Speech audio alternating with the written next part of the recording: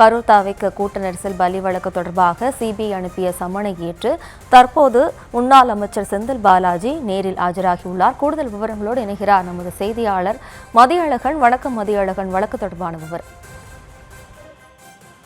கரூரில் கூட்ட நெரிசல் தாவேகா மக்கள் சந்திப்பு நிகழ்ச்சியின் பொழுது ஏற்பட்ட கூட்ட நெரிசல் சிக்கி 41 பேர் உயிரிழந்தனர். இந்த விவகாரம் தொடர்பாக ஏற்கனவே கரூர் மாவட்ட எஸ்பி, மாவட்ட ஆட்சியர், அப்பொழுதைய ஏடிஜிபியும் தற்போதைய டிஜிபியுமான டேவிட்சன் தேவாசிர்வாதம் உள்ளிட்டோரிடம் விசாரணை நடத்தப்பட்டது.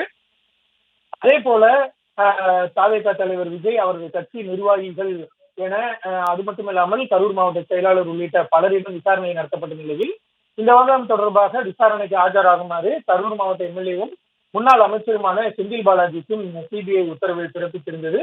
இன்றைய தினம் நேரில் ஆஜராக வேண்டும் என்று அவருக்கு உத்தரவு பிறப்பித்திருந்தது. அதனை ஏற்றுக்கொண்டு செந்தில் பாலாஜி தற்பொழுது டெல்லியில் இருக்கக்கூடிய சிபிஐ தலைமை அலுவலகத்தில் நேரில் ஆஜராகி இருக்கிறார். இதற்காக நேற்று இரவு டெல்லி சென்றடைந்த முன்னாள் அமைச்சர் செந்தில் பாலாஜி அவர்கள் தற்பொழுது சிபிஐ அலுவலகத்திற்குள் அவரிடம் இன்னும் சற்று நேரத்தில் விசாரணையானது தொடங்கும் என்று எதிர்பார்க்கப்படுகிறது.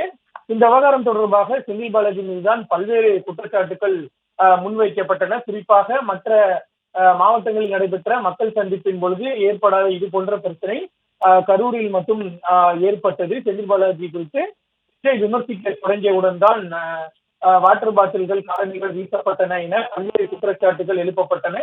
மேலும் செந்தில் பாலாஜி சம்பவம் நடந்த உடனடியாக எப்படி மருத்துவமனைக்கு சென்றார், அவர் புகைப்படம் குறித்த வாட்டர் பாட்டில்கள் எப்படி விநியோகிக்கப்பட்டன உள்ளிட்ட பல்வேறு குற்றச்சாட்டுகள் எழுப்பப்பட்டன. மேலும் ஆம்புலன்ஸுகள் எப்படி வர வைக்கப்பட்டன உள்ளிட்ட பல்வேறு கேள்விகளும் குற்றச்சாட்டுகளாக செந்தில் பாலாஜி மீது எழுப்பப்பட்டன. எனவே இந்த விவகாரம் தொடர்பாக செந்தில் பாலாஜியிடமும் விசாரணை நடத்த வேண்டும் என்ற ஒரு கோரிக்கையானது தொடர்ச்சியாக முன்வைக்கப்பட்டது. இந்த பின்னணியில் தான் செந்தில் பாலாஜிக்கு சம்மன் அனுப்பப்பட்டு அவர் தற்பொழுது விசாரணைக்கு நேரில் ஆஜராகி இருக்கிறார்.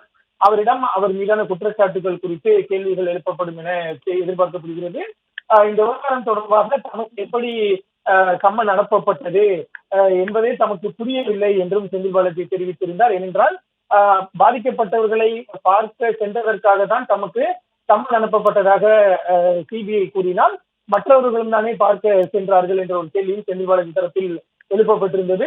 இருப்பினும் சம்மன் அனுப்பப்பட்டு இருக்கிறது. அந்த சம்மனை ஏற்று சிபிஐ எழுப்பும் அனைத்து கேள்விகளுக்கும் தாம் பதிலளிப்பேன் என செந்தில் பாலாஜி ஏற்கனவே தெரிவித்திருந்தார். அந்த வகையில் தான் இன்றைய தினம் செந்தில் பாலாஜி தற்பொழுது சிபிஐ தலைமை அலுவலகத்தில் விசாரணைக்காக ஆஜராகி இருக்கிறார்.